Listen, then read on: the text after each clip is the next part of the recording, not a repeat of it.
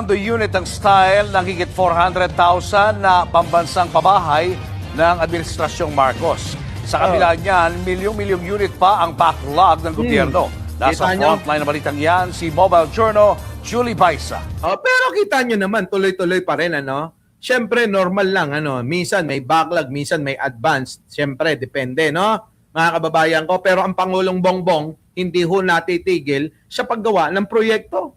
Patuloy-tuloy po ito. O, hindi ho katulad ni Sara Duterte, Vice Presidente, naunawaan natin na limitado yung kanyang pondo, pero sana naman, kahit papano, yung bilyon na pondo mo, may makita ang sambayan ng Pilipino. Kaso wala, putang ina mo, kundi yung makita namin sa'yo, ay ano, nandoon ka lagi, sa ibang bansang hayop ka. Dinaig mo pa ako. Pero alam mo, seryoso, ako ang ginagastos ko, pera na pinaghirapan ko, pera na pinagtrabaho ko, pera na ginamitan ko ng dugot pawis, pagod puyat. Pero ikaw, Sara, utang ina, ninakaw mo lang eh. Ninakaw mo lang yung mga ginagastos mo habang nagta-travel ka eh. Hindi ka ba nahihiya niyan? Huwag na sa akin. Mahiya ka na lang sa mga tao na nahihirapan, na hindi alam kung saan ngayon kukuha ng kakainin, putang ina ka. Hindi ka na nahihiya. Di ba? Ninakaw mo yung pangkain ng mga buhay, ng mga kababayan natin. Pang-ina, mga kababayan, ibang klase, no? Mga kababayan, ibang klase. Eto na. May 2 kwarto, may dining area at banyo. Malakondo unit ang style.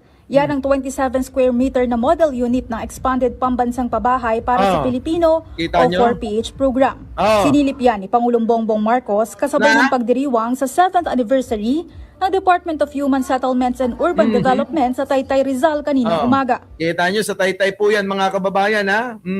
Maraming kababayan pa natin ang nanguupahan ng walang katiyakan. Ang iba naman, walang sapat na proteksyon ang tirahan laban sa sakuna. Habang may Pilipinong nangangarap ng sariling tahanan, patuloy nakikilos ang pamahalaan upang nyo? suportahan ang pangarap na ito. Kita nyo, mga kababayan ko, ang Pangulong Bongbong Marcos, mga kababayan, ay eto, tuloy-tuloy, mga kababayan, na nagtatrabaho para po sa ating lahat, na mga Pilipino. Hindi ho katulad ng mga Duterte, wala pong ginawa, kundi manira lang ho ng manira. Wala po silang ginawa kung hindi magpasarap sa buhay gamit ho ang pera ng taong bayan, ang pera ng gobyerno, ang pera nating lahat, mga kababayan ko. Mapasaan man po kayo. Bukod sa model unit, in-inspection din ni PBBM ang planta ng precast technology. Kita nyo? Dito po ay atin natunghayan ang isang napakahalagang proseso kung paano mas mapabilis ang produksyon ng mga housing unit. Sa ilalim ng precast technology, ginagawa na sa planta ang mga material sa pabahay. Gaya na lang ng mga concrete component, kabilang na ang mga pader at yung column na siyang pundasyon ng mga bahay. Kapag nagawa na yan, dadalhin ang mga ito sa construction site para mai-assemble. Sa pamamagitan ng teknolohiyang yan, mas napapabilis ang konstruksyon ng mga pabahay. Kita nyo, mga kababayan ko, no? Pinipili to ng ating Pangulong Bongbong Marcos na talagang tugunan ang lahat ng mga problema sa pabahay para ho sa ating mga kababayang nangungupahan pa rin hanggang sa ngayon. Umabot na kasi sa 6.5 million units ang housing backlogs ng bansa base sa datos ng United Nations Human Settlements Program. Kapag hindi pa yan natugunan, posible pa raw na umabot ito sa 22 million sa 2040. Mga kababayan ko, at least may nagagawa. Normal lang ho yung backlog. Kahit nga ho sa ang kumpanya, nagkakaroon yan, di po ba? Ngayon, eto pa. Pasok. Kita nyo, mga kababayan, sa dami ho, mga kababayan, ng ginagawa ho ng gobyerno natin ni Pangulong Bongbong Marcos, mga kababayan ko, ay hindi ho lang ho pabahay, hindi lang ho mga gusali, hindi lang ho pagbibigay ng tulong sa marami nating kababayan, pamimigay ng kung ano-anong mga tulong sa mga sakuna, tulad ng sunog dyan po sa may Binondo, tulad po ng pagbibigay ng mga bigas na sandamakmak na pilit ho na dinudungisan pa rin ng kampo ng mga Duterte, lalong-lalo na si Libiste At syempre si Sara Duterte. Mga kababayan ko, di ba? At pilit na pilit mga kababayan, nila Baste Duterte na nagpipilit mga kababayan, nakakala mo talaga palaban. Oo, pero sumusubo naman. Kaya mga kababayan ko, alam nyo, matutuho tayo na manimbang, matuto tayong umunawa kung sino ba talaga ang mga totoong nagmamahal sa ating bansa. Kasi marami dyan mga budol. Budol talaga, literal. Na akala mo sila daw ay para sa tama, sila daw ay para sa bansa, sila daw ang katotohanan. Pero makikita nyo naman, isipin nyo na lang na maigi yan. Diyan na lang sa Kongreso, tignan nyo mga kababayan, nag-walk out mga kababayan yung ating mga senador sa minorya. Bakit? Kasi may pinipilit silang panukala, may pinipilit silang gawin na wala naman sa batas. Wala naman sa rules ng Senado at wala rin mga kababayan sa Constitution. Bakit nyo pinipilit yan? Dahil ho mga kababayan, natatakot na ho sila sa mga mangyayari na mga sa susunod na panahon, sa susunod na linggo, wala na ho yung kanilang mayorya. Eto na ho mga kababayan, pasok ang pinapagawa hong project pa na isa ni Pangulong Bongbong Marcos. Ito pong napakagandang kalsada at tulay. Dito po.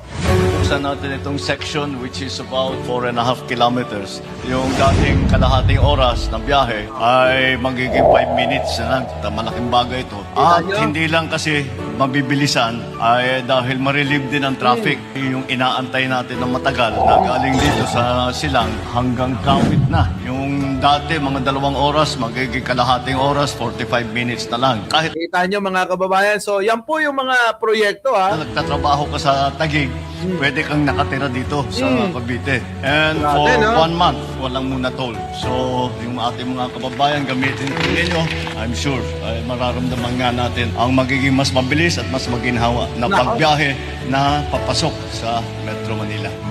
Yan mga kababayan. Ito pa. Busy ho ang Pangulo. Yun.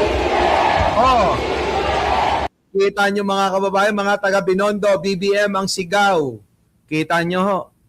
Yan ho. Kaya ho sila mga kababayan, itong kampo ni Sara ay gigil na ho para makaganti sila. Tingnan nyo mga kababayan ko, ang sigaw ng mga Manileño sa Binondo, mga kababayan, ay BBM. Sara? Siyempre, naglulupasay ka na naman sa inggit, putang ina ka. No? Naglulupasay ka na naman sa inggit. Wala na. Si Pulong lalo. Lalo si Baste, mga kababayan ko. Tingnan nyo si Baste. Nagsawa sa ulo ni Pangulong Bongbong. Mukhang sapwet naman ngayon. Diba? Hindi ho ito lumalaway. Hindi po ito galing sa laway. Ito mga kababayan, mga nakikita nyo ay totoo. Totoo po ito.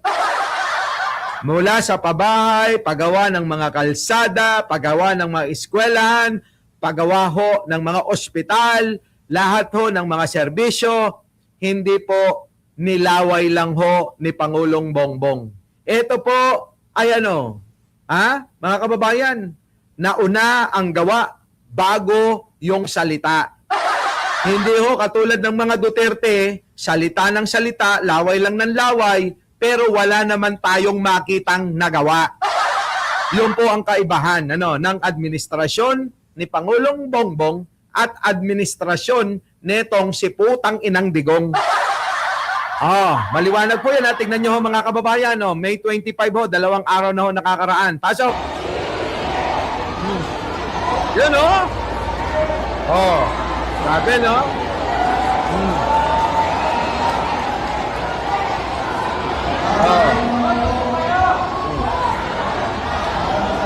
Nako, nagsiselos na naman si Sara niyan.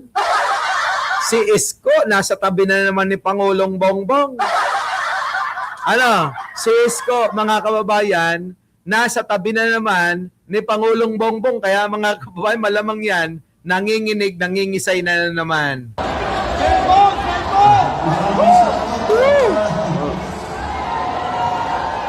Grabe oh.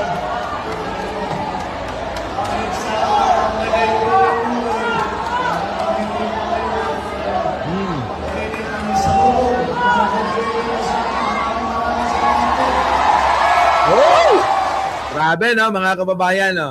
Ang Pangulo ng Pilipinas, wala pong iba kundi si Pangulong Bongbong Marcos, mga kababayan. Ano po? Yan po ang Pangulo. Yan po ang naninilbi. Oo ha, naninilbihan sa atin mga kababayan. Yung isa, yung kanyang vice presidenteng si Raulong Luka-Luka, walang silbi.